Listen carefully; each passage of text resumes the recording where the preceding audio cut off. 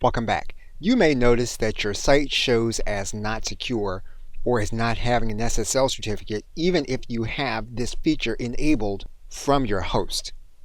If you can verify that your SSL is enabled at the host, you can use your WordPress website functionality to make sure that the site matches these parameters.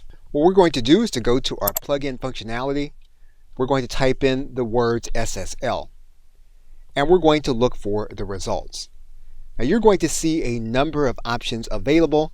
Once again, you're going to verify which one is going to be the safest for your site.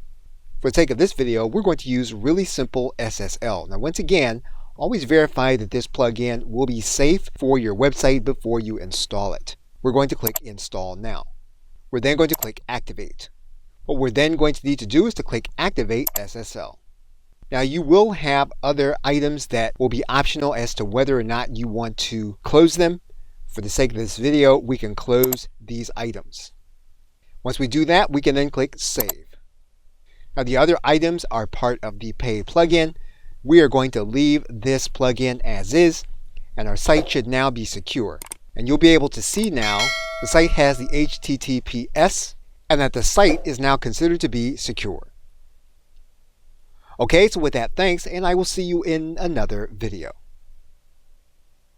Struggling with WordPress?